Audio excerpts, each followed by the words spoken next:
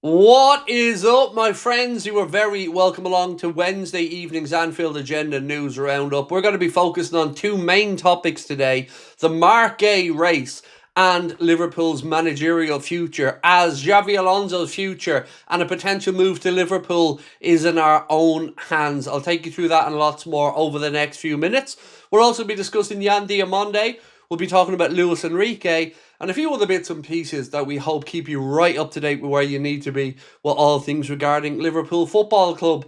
Unfortunately, I won't be able to live stream tonight, as you can still hear. I'm a little bit nasally, so I'm going to put out another video later on this evening, but I promise you I will be back live streaming tomorrow, and we'll start working then towards the Reds game against Burnley this weekend. For now, let's get moving with the news. We're going to start off with a bit from Fabrizio Romano. And Fabrizio said that Liverpool are really pushing for Marc Guéhi, and although Manchester City are prepared to go strong for the defender this month, the players' plan has always been to move in the summer on a free.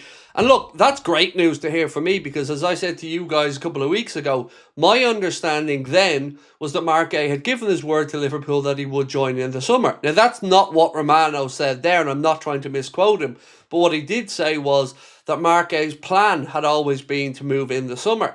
Now, Kaveh Solokol, Lewis Steele and other journalists have said, similar to myself, that they believe there's a gentleman's agreement there. Now, can that change? Look, it's football. Of course it can. And if Manchester City do continue to push strong in this window and put money down that tempts Crystal Palace, well, then Marc Guéhi could be faced with a decision to make. There's talk of a 200 grand a week offer and £35 million being the figure that Crystal Palace want minimum to do business in the January window. Now, I'm sorry for sounding like a broken record here, ladies and gentlemen, but I still don't understand how we are risking our own season by not trying to get a centre-back through the door right now. We'll all have our own preferences on where we think Liverpool needs to strengthen, but most of us think centre-back is, well, priority number one. And I'm going to go on and talk about that a little bit more in a moment, but for now, let's all talk about Manchester United and some of their, I'm going to say delusions, but you can use your own word. So Manchester United, according to Man United Men, Manchester United, or the Manchester United Evening News, I think, Manchester United have identified Luis Enrique as a potential long-term managerial target. Michael Carrick will remain in charge until the end of the season on a 6-month short-term deal, with the club keeping their options open for a bigger appointment in the summer. United's hierarchy want a proven winner, and Luis Enrique is admired for his work at Paris Saint-Germain and Barcelona. The Spaniard will enter the final 12 months of his contract in June with no renewal agreed so far. So I'm going to make a little prediction here, and I promise you I have zero information on this. I'm working off my own instinct. I'm going to say that Manchester United's next permanent manager will either be Thomas Tuchel or Eddie Howe. That's just my own gut instinct on it, but do let me know your thoughts on it. Maybe you just don't care, because this is a Liverpool channel after all. But the reason I bring up the Manchester United situation is we're going to tie that into Xabi Alonso and Miguel Delaney in a moment. Right, Liverpool will not offload England defender Joe Gomez this month after right-back Conor Bradley suffered a season-ending knee injury. Gomez had been linked, according to Football Insider, with a move away to the likes of AC Milan, but that won't happen now after Bradley's unfortunate injury. Now, I got to say something here. It was never going to happen regardless of what happened to Conor Bradley, because we don't have any centre-backs. They seem to be neglecting that part. Yes, Joe Gomez can play fullback, but he is a centre-back by trade, and he is certainly centre-back cover for Liverpool when we only have two fit available centre-backs, one of which seemingly wants to leave the club or has refused so far to agree terms on a new deal. Now, TalkSport.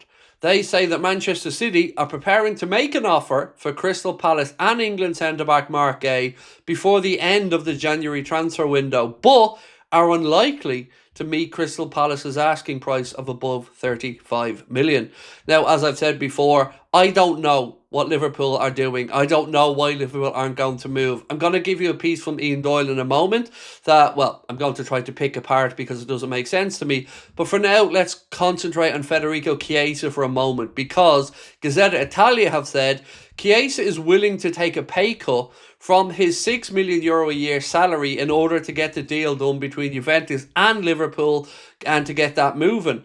Until recently, he had no plans to leave the Premier League, but the thoughts of putting on the black and white shirt again has reignited the spark. Juventus are pushing for a loan deal, will Liverpool remain firm in their stance of a permanent transfer and also to recoup the €12 million spent in the summer of 2024. For at least 10 days, intermediaries have been working to find a compromise. Now, two things on this. One, that would be another option out the window for Liverpool if we didn't bring somebody in. So I've said this before and I will say it again. If the manager decides he wants to sell Chiesa, fair enough, that's his decision. If he's not going to play him, might as well move him on. But we do have an option to try to do a deal with Villa to get Harvey Elliott back. And if we can't get Harvey Elliott back, why are we letting another body go? Regardless of how much the manager wants to use him or doesn't want to use him, he is a Liverpool player and we are running out of forward options and defensive options. So considering moving them on without having somebody lined up, it just feels silly. I've always said I do understand that the club really seemingly don't want Chiesa here. Despite what the manager might say, his playing time has been limited. So get Harvey Elliott back if you're going to move Chiesa on, or please have somebody else lined up to bring in. Now, I told you I was going to pick apart something from Ian Doyle of The Echo, and here it is. So he said, while Liverpool under FSG have been held up as an example of a sustainable transfer model by many clubs, their weak point has clearly been when compelled to work and react outside of their usual parameters. It's why any Reds incoming this month will be one the recruitment team have long had their sights on. So, I could be wrong on this. But every single time the transfer window comes around, particularly the January window, I always remember this phrase being used, something along the lines of Liverpool are poised and ready to react should any market opportunities present themselves. That isn't really the picture that Mr. Doyle has painted here, because the way he's talking, Liverpool have their targets and that's it. They work towards those targets. So unless one of the options that we already want becomes available, then that's not really a very fluid model, is it? Right now, we need a centre-back. And if Liverpool have a target of centre-backs that aren't available, they should be looking to find one that is. And if they're trying to use another excuse here to not bring one in, well, it is just that, an excuse. And it isn't good enough. You have a chance to bring in Marc Guéhi now. But you certainly have a chance to go out there into the world and bring in a centre-back because we desperately need one.